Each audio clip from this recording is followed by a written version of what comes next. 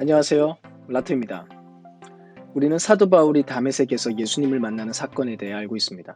그리고 그 일은 그의 삶의 방향을 완전히 바꿔놓았죠. 근데 정작 우리는 그 주님과의 만남이 가진 의미에 대해서 굳이 다 이해해 보려고 하지 않습니다. 그래서 모든 것이 어려움풋합니다. 예수님은 더 이상 이 세상에 계시지 않는데 우리가 그를 만난다고 말하는 것이 대체 무엇을 의미하게 되는지, 또 어떤 방식으로 작동하는지에 대해서 말이죠. 그래서 너무 자주 주님과의 만남 혹은 복음에 대한 이야기가 주관적으로 흐를 때가 있습니다. 오늘은 사도 바울에게 일어났던 그 사건이 대체 어떤 방식으로 그에게 작용했는지, 그에게 있어서 그 일은 정확히 무엇을 의미하는 것이었는지에 대해 이야기를 해보겠습니다. 바울, 아니 바리새인으로 훈련받았던 사울은 당시 바리새파의 교육에 따라 인간의 역사를 현재 시대와 다가올 시대로 구분하여 생각하는 가르침을 받았습니다. 유대 사상 안에서 현 시대는 죄와 악과 죽음이 지배하는 세상이었고, 다가올 시대는 이스라엘을 떠나셨던 하나님이 다시 돌아오셔서 그분의 나라를 다시 세우는 그런 시대였습니다. 근데 갑자기 예루살렘에서 여러 사람들이 갑자기 동시에 이런 주장을 펼쳤던 거죠. 십자가에 못 박힌 그리스도 안에서 그 나라가 이미 시작되었다고 말입니다. 그래서 사울은 그 이야기에 격노했고 수많은 그리스도인들을 죽이기 시작합니다. 그가 보기에 이들은 심각한 이단이었으니까요. 그러던 중 사울은 다메섹에서 부활하신 그리스도를 만나게 됩니다. 그는 그것을 단지 환상으로 여기지 않았고 부활하신 예수를 직접 보게 된 사건으로 인식하는데요. 그리고 거듭난 그리스도인이자 동시에 바리새인이었던 그는 자신이 알고 있던 모든 것에 대해서 다시 생각해야만 했습니다. 잘 훈련받은 1세기의 유대인이었던 바울에게 있어서 부활에 대한 기대, 그 부활의 정의가 무엇이었느냐면 다가올 시대의 삶을 위해 몸이 다시 살아난다는 의미였기 때문입니다. 그런데 처형당했다고 생각한 자칭 메시아 예수가 자기 눈앞에 부인할 수 없는 모습으로 다시 살아나서 말씀하신 것입니다. 결국 예수가 그리스도가 맞다면 예언대로 하나님 나라가 이미 시작되었기 때문에 그들이 꿈꾸던 다가올 시대 역시 이미 온 것으로 이해해야 했던 것입니다. 즉 예수님의 부활은 죽은 자가 살아난 따로 떨어진 예전의 한 사건이 아니라 오히려 옛 세상에서 새로운 세상으로 가는 결정적인 전환점인 것이고, 그분 안에서 약속된 새로운 세계가 놀라운 방식으로 밝아온다는 그런 의미였던 것입니다. 그래서 바울은 서신서에 이렇게 기록합니다. 예수님이 잠자는 자들의 첫 열매가 되었고 그가 많은 형제들 중에 맏아들이라고 말이죠. 또 한 가지 그가 고민했던 문제는 이것이었습니다.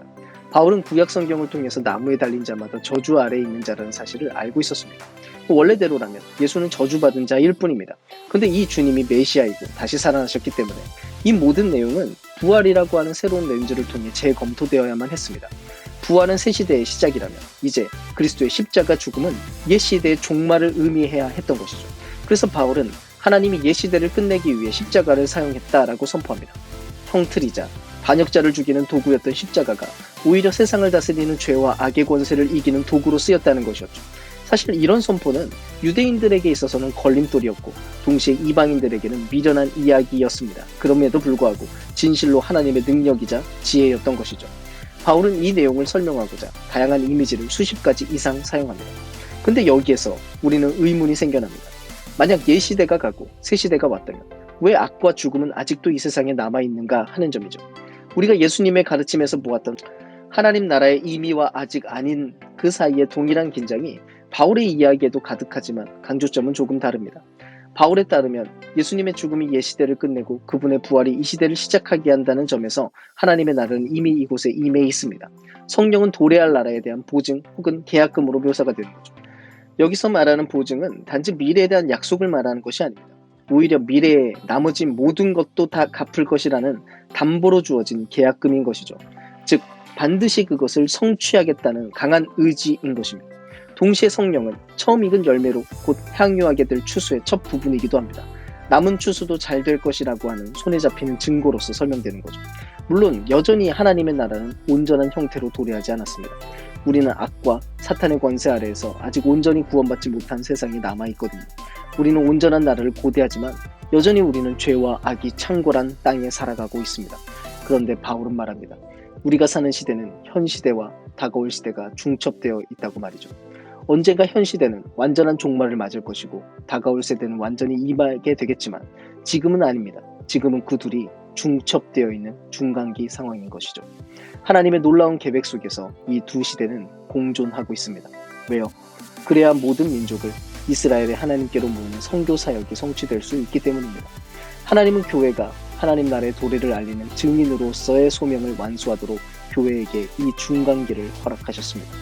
이제 우리는 이 중첩된 중간기의 그림 속에서 우리의 믿음과 소명, 성장과 성화, 공적 사명, 그리고 선교 사명들을 재정리하며 또 분별하며 마침내 완성될 날을 향해 나아가야 되는 것이죠.